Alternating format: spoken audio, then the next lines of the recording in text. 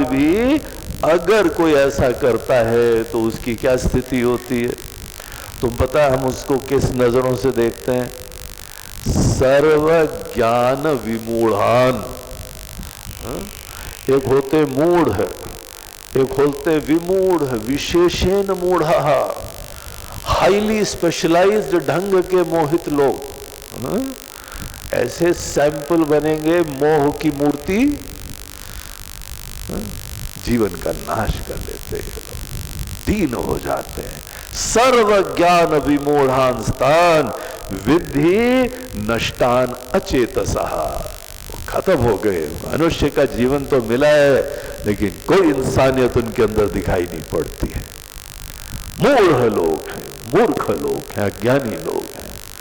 और अगर हम अपने अंदर इस अज्ञान, इस मूढ़ता को, इस मोह को बनाए रखते हैं, दूसरे का तो छोड़ो यार, तुमको खुद सुख नहीं मिलने वाला कभी। तो ये अर्जुन गलत पथ है। इसीलिए इस चीज को ध्यान रखते हुए तुमको इसी पथ पे चलते हुए अंदर ये आध्यात्मिक अनुभूति प्राप्त करनी चाहिए। प्रेम से कर्म करो और अंदर देखना कैसे शांत रहते हो। रात को विश्राम भी कर पाओगे, नींद भी आ पाएगी, संवेदना अच्छी हो पाएगी, सुंदरता देख पाओगे। अच्छे कर्म का यही लक्षण है। कई बार तो लोग इतने अच्छे अच्छे कर्म वाले होते हैं कि प्रवचन में सो जाते हैं। बोलते हैं महाराज जी बाद में छोड़ो, अभी हमको नींद आ गई। वो ज्यादा सूक्ष्मता से नहीं, वो बेचारे दिन भर के थोड़े थके हुए हैं। हम लोग जो है ना कभी कोई शिविर करते हैं आश्रमों में, तो हाँ ध्यान का क्लास लगाते हैं। सबसे पहला सवेरे सवेरे जो है 5, साढ़े 5, 6 बजे जैसा भी मौसम हो, लाइट वाइट बंद करके सब बैठो शांति से, ऐसे आसन में बैठो और इस तरह से सांस लो, ऐसे प्राणायाम करो और इस प्रकार करो धीमे धीमे। कई बार तो ऐसा शॉकिंग एक्सपीरियंस होता है, बीच में से आवाज आती, बोला हे राम, सवेरे का समय इसलिए चुना था क्योंकि वो सो के आया है, अब क्या सोएगा यहाँ पे। लेकिन पता यह चला कि रात भर नींद नहीं आई और ध्यान में आते आते 2 मिनट में आ गई। फिर अपने मन को ही सांत्वना देते हैं, यार ठीक है, वो बेचारा करवटे रात भर बदलता रहा, नहीं आ पाई, मैंने 2 मिनट में दिला दी। देखो तो जरा, थके होते हैं कई बार, नींद आई नहीं थी ठीक से, और यहां विश्राम मिल गया उनको, किसी न किसी कारण से विश्राम मिल गया। इसीलिए कहीं पर भी सो जाना ये अच्छा लक्षण नहीं है। एक बार निद्रा देवी ने तो भगवान से आशीर्वाद मांगा, बोलते हैं भगवान आपने सबको कोई ना कोई रहने का स्थान दिया है, हम कहाँ रहे? तो बोलते हैं प्रवचनों में जो दीवार के पास बैठते वहां रहो। सब प्रवचन में जो टेका लेके बैठते हैं ना, ऐसा लगता है ध्यानस्थ हैं, मगर अच्छी तरह से निद्रा देवी के आगोश में है। इस तरह से बोलते वो वहां रहो जाके, कहीं पर भी सो जाना नहीं। जब तक जियो जगो ना, जगे रहो अच्छी तरह से, जीवंत रहो, उत्साही रहो, प्रेमी रहो, बुद्धिमान रहो, कलात्मक रहो, क्रिएटिव रहो, संवेदनशील रहो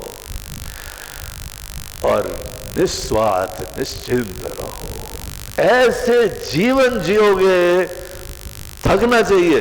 नींद के लिए केवल मन की शुद्धि आवश्यक नहीं है, थोड़ी थकावट होनी चाहिए।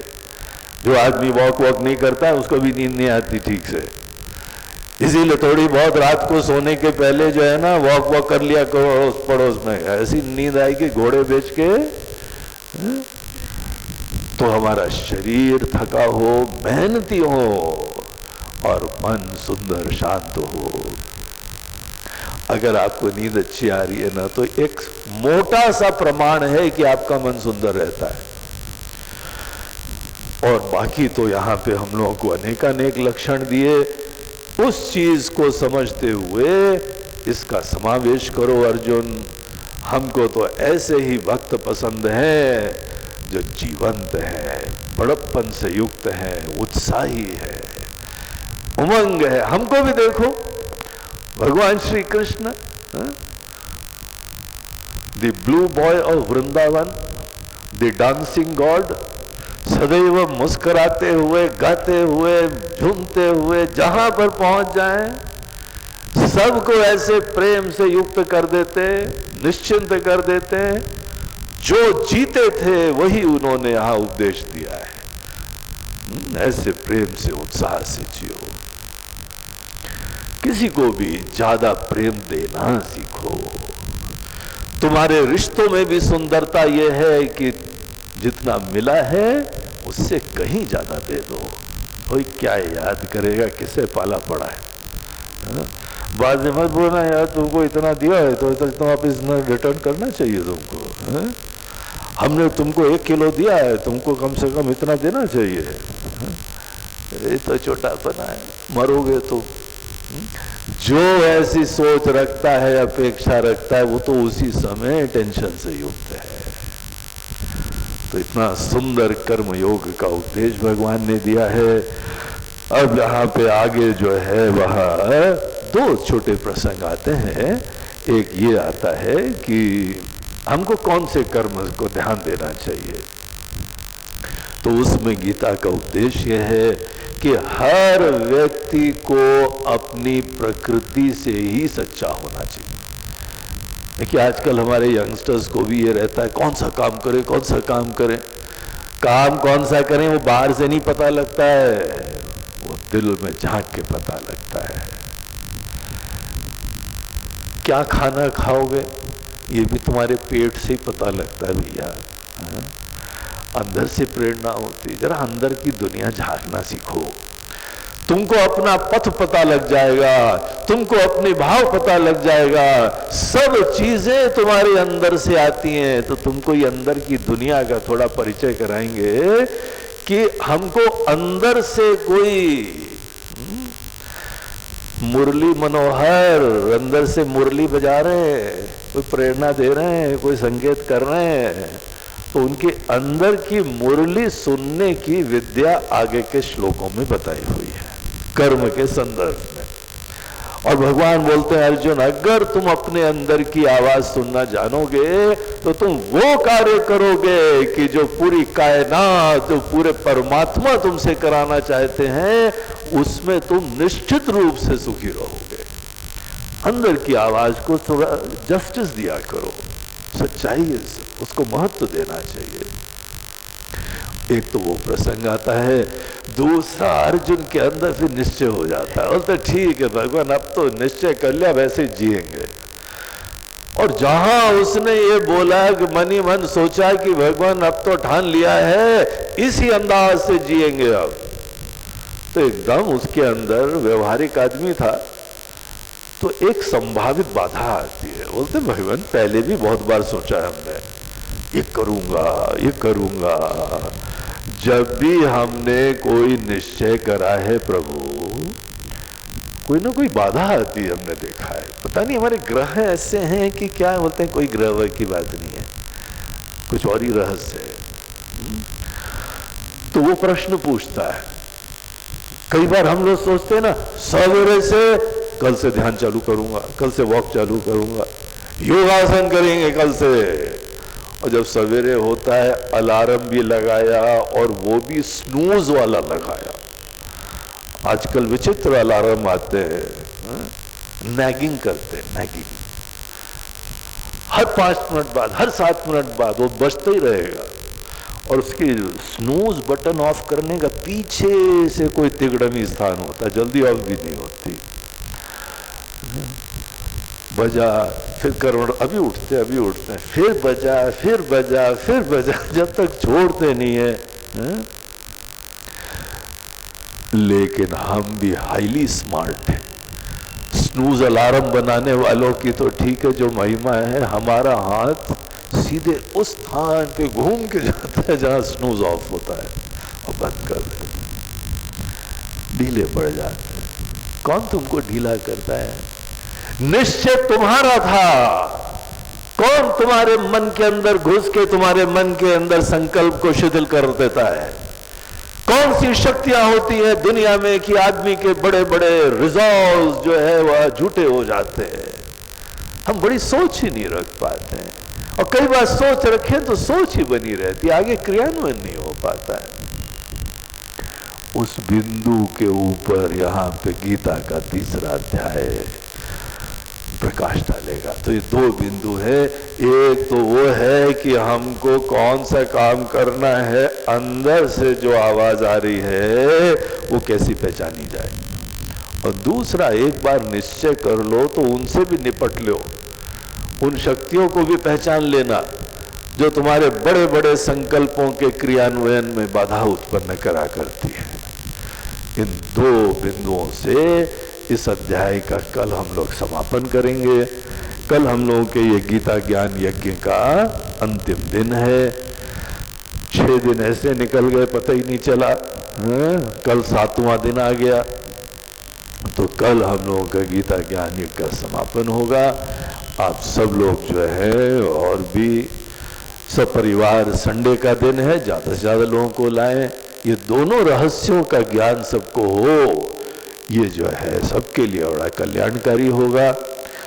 आप लोगों को आज जो है वह समापन से पूर्व यहाँ पे कुछ लिफाफे दिए गए होंगे, उसमें अपना नाम, पता, email ID, mobile number, WhatsApp वगैरह, ये जब जब कार्यक्रम होते हैं तो आप लोगों के पास आराम से सूचना पहुंच सके, इसके लिए ही ये डाटाबेस तैयार करने के लिए ये सब दिया गया है। कुछ लोग जो हैं वो पुराने हम जानते हैं, कुछ लोग काफ़ी नए भी हैं।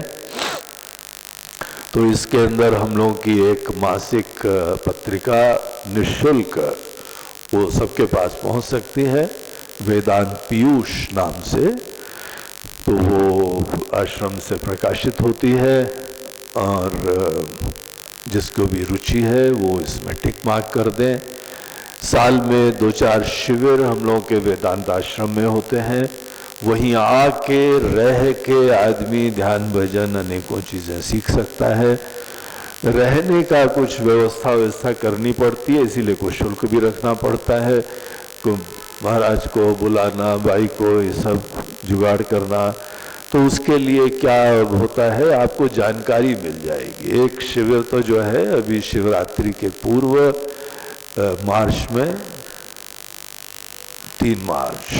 3 मार्च से चालू हो रहा है, 5 दिन का शिविर, और महाशिवरात्रि को उसका समापन होगा। उसकी जानकारी आप यहाँ पे कोई भी हम लोगों के स्वामी जी लोगों से पूछ सकते हैं।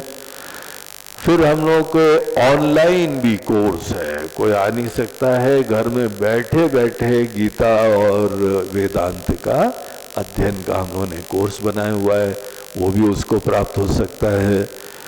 और हिंदी और इंग्लिश में ईमेल से भी पत्रिका आती है, तो जिसके पास वो व्यवस्था है व्हाट्सएप पे ईमेल से, आपके पास एक और पत्रिका, काफ़ी अच्छी सी पत्रिका है, उस पत्रिका को भी करीब 20 साल हो गए हैं प्रकाशित होते हुए। तो जिस समय इंटरनेट चालू हुआ था तब से ही वेदांत मिशन उसका प्रकाशन कर रहा है, तो बड़ी आदरणीय है। विश्व भर में अनेकानेक लोग लाभ लेते हैं उसका। आप लोगों के पास भी वो व्हाट्सएप भी हो, आजकल बगैर व्हाट्सएप के तो कोई मोबाइल ही नहीं है, तो उसमें भी आप लोग जो है उसको पढ़ सकते हैं, देख सकते हैं।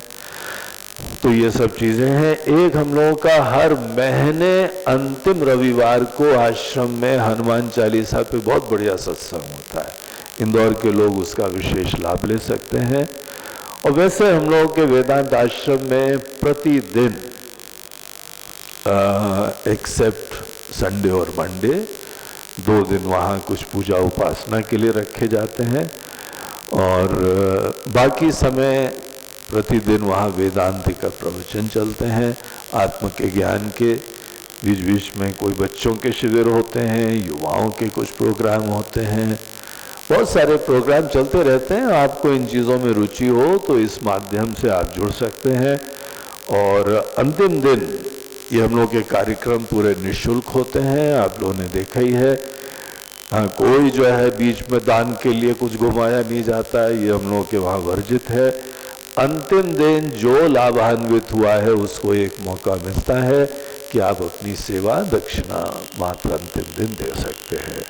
तो कल अंत में गुरु दक्षिणा का कार्यक्रम भी होगा, तो उसी हिसाब से आप आए।